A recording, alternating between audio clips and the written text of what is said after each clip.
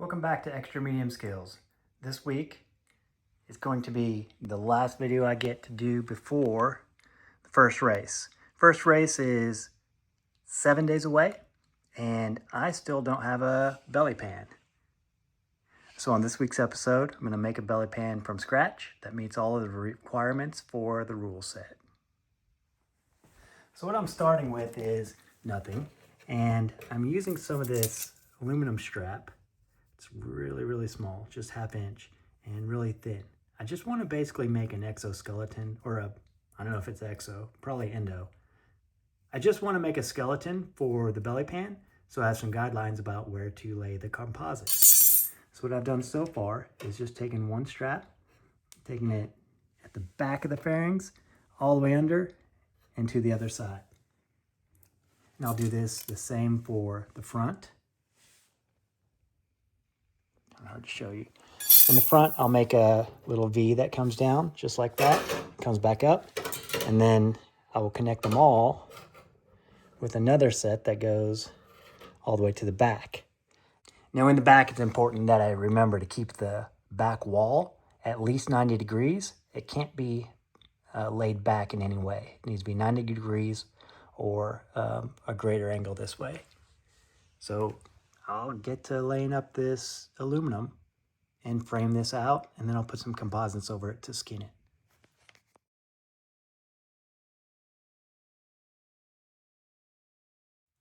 So I kind of have these set up now. You can see kind of the shape of V coming down and then going all the way back. This rib will be there, and that will be the bottom-ish. It's hard to make something out of thin air that has to contain something, but with no rigid structure to go off of. So that's what I'm doing. It's kind of hard. So what I'm going to do is I'm going to make this V first out of a panel.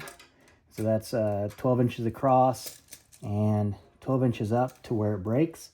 And you see I have a little bit of space right here. I'll need to take that up as well. That's another 1.5 inches. So I'll make this V and we'll go from there. So this corrugated plastic board is what I'm going to use across. That comes down 1.5 inches, right? That inch seems different than that inch. Maybe this one's metric. I don't know. All right, so there's the top of it. Minimally. All right, I'll cut that out, and that should fit right in the front. And here's that piece. I had to add on to the top because I got the measurements a little wrong where they came up. But you can see, pretty good. Take that. Now, I measured from here all the way to the back to where I need it to end, and that's 26 inches. And I know that, so this is 26 inches straight down. And the back needs to be greater than 2 inches straight up and down, at least 90 degrees. So I added that as a flap there. And this we know is a point at the front, and 7 inches in the back is the spacing that it needs to clear the frame. So I'll cut this out. This will be the bottom.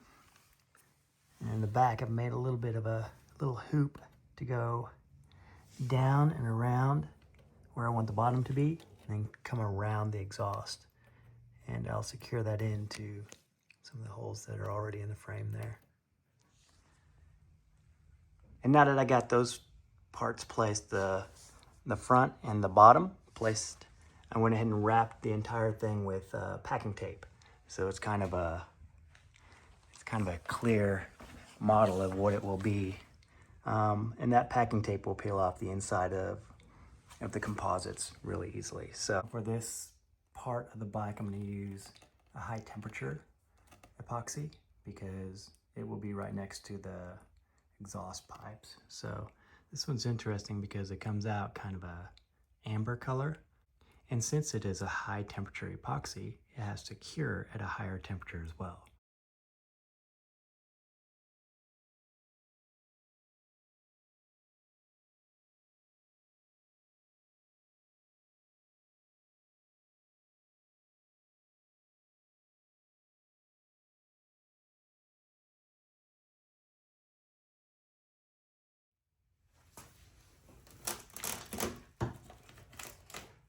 Now that it's a little bit hardened, I'm gonna go ahead and yank it off of here.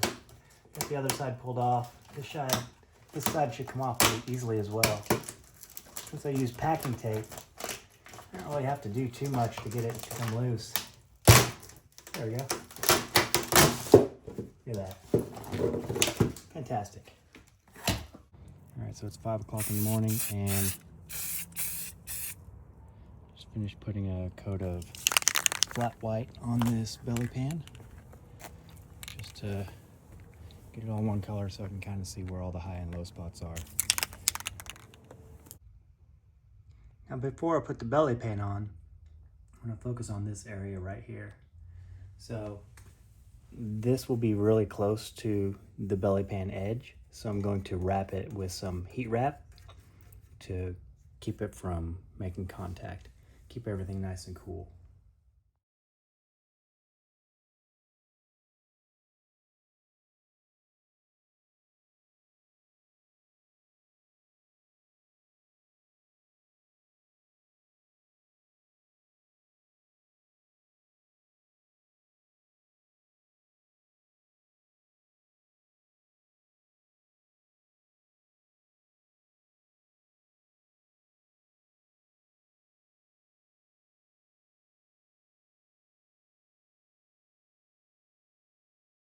So I decided I would just draw them myself. I'm gonna cut these out. The thing to make sure is that you do them backward, and especially if you have a slant, draw it on a piece of paper, and then you can see it through the back, tell you which way to go. I'll get these cut out, I'll put the fronts on, and then we'll worry about the back. And then maybe I'll measure the distances. That'd be really, really high quality there. Be definitely above and beyond what's expected of me at this point. So I'm gonna put this corner and that corner as straight up and down. Oh, why can't these just come off real easily? Got mad skills. Extra medium skills to be exact. Woohoo. One goes there, one goes straight up. Blam. Perfect.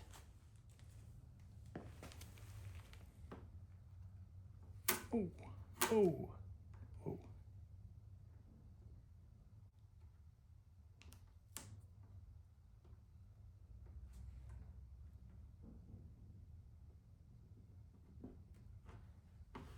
Yes. All right, this one's for the glory.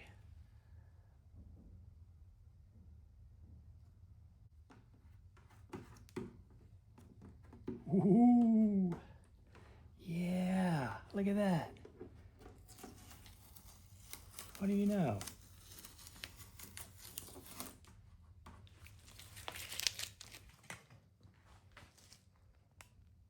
On the back, I think I got smart and I went ahead and traced out what I'll need to go on the top there.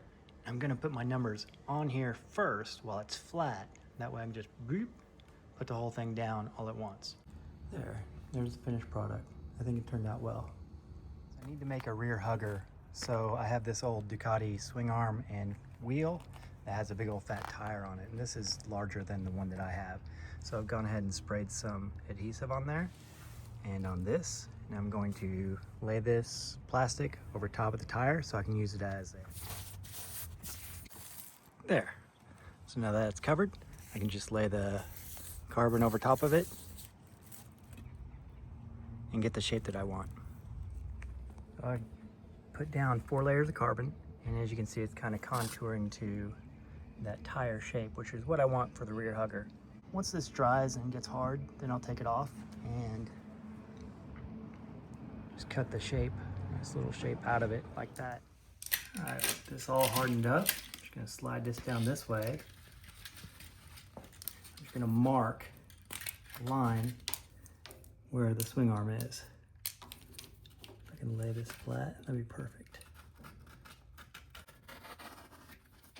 Flat on the swing arm. There, it's nice and cut out, nice and smooth.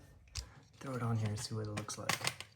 So I line that up with the bottom there. Oh yeah, that'll be perfect. There's one bracket made. Put this one down here, bolt that in, and then these two little holes will rivet onto there. So I'll put this in and then mark it and drill holes into the carbon.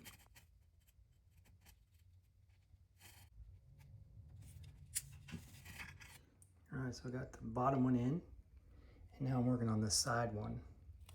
So I bent that a little bit. You can see I bent it so it will go down and touch on the chain guard. I've drilled the holes where I wanted them after I held it there. Now I'm gonna mark on the aluminum where to drill the holes, and I'll rivet this as well.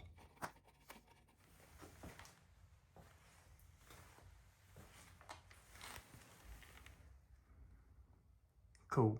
And I had a great idea. I thought, how many times do I wish that there was a better place to mount the 360 camera on the back of the bike? There's never a really good place. So I thought, well, shoot, if I'm making the bike, maybe I should make a place to mount my camera. So I took this old bicycle handlebar stem, welded it onto the frame, and there we go. Not the GoPro there. And this is a part of the bike, and since it's a handlebar, there's a little handlebar end on it, and that will meet the rules requirement. And I drilled a hole underneath so that I can adjust it in or out,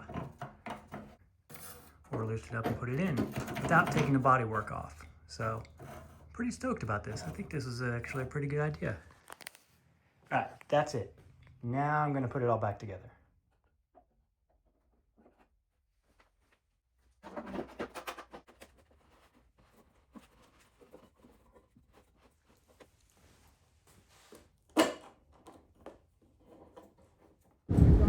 All right, it's all back together. Now I'm ready to get to the track. Thanks again for watching Extra Medium Skills. If you haven't, please subscribe already. Watch the videos all the way through. Thanks, and I'll see you next time.